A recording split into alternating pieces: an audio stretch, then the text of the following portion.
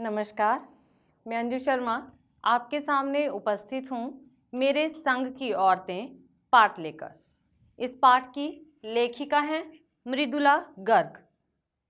मृदुला गर्ग जी का जन्म 1938 में कलकत्ता के एक अच्छे परिवार में हुआ। ये 6 भाई बहन थे, 5 बहनें और 1 भाई। काम के सिलसिले में इनके पिताजी को दिल्ली आना पड़ा परिवार सहित। तो इस तरह से मृदुला जी की जो शिक्षा दीक्षा थी वो दिल्ली के खुले वातावरण में इनकी शिक्षा दीक्षा हुई। इनके साहित्य में भी इस बात का जिक्र मिलता है। रुकावट इनकी पहली कहानी थी। उस कहानी के बाद आज तक मृदुला जी ने लिखना नहीं छोड़ा और वो इस साहित्य जगत में अग्रसर रही, साहित्य जगत में सक्रिय रही। आज तक भी वो इसी काम से जुड़ी हुई हैं। मृदुला गर्ग एक जाना माना नाम है। उनके घर का वातावरण साहित्य से जुड़ा हुआ था। एमए उन्होंने अर्थशास्त्र में किया। उसके बाद उनके घर में बहुत ही आज़ादी थी सभी को अपने ढंग से जीने की।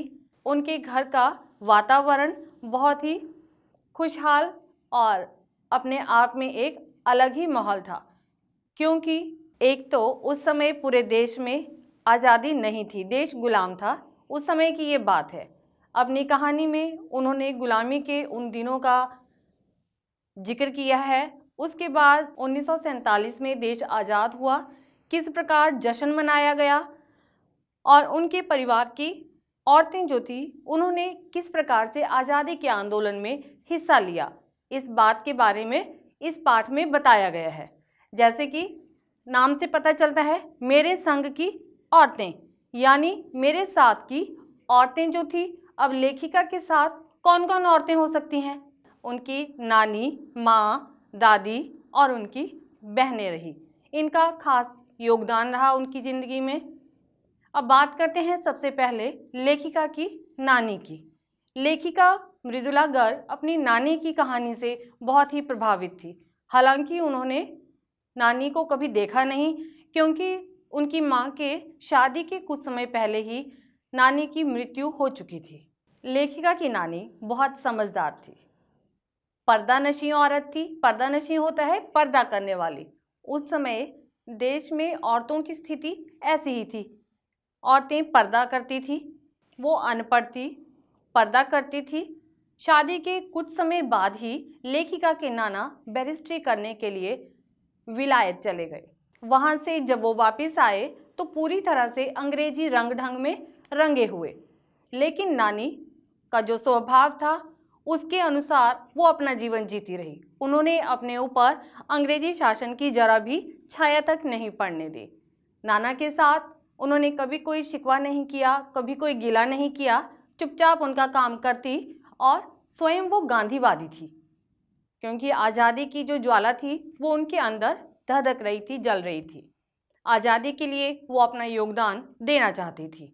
इसके लिए कुछ समय के बाद जब वो बीमार पड़ी तो उन्हें लगा कि शायद अब उनका बचना मुश्किल होगा।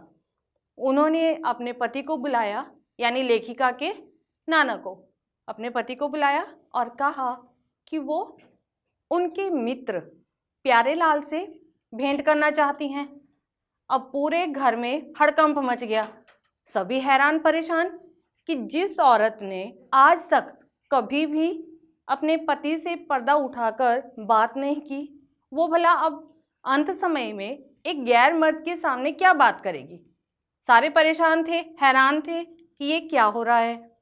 लेकिन लेखिका के नाना ने समय की नजाकत को समझा और प्यारेलाल को बुलावा भेजा।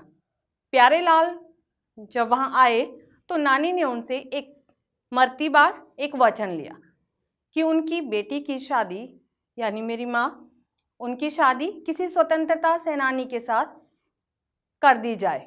वो नहीं चाहती थी कि किसी भी साहब के फरमावदार के साथ उनकी बेटी की शादी हो।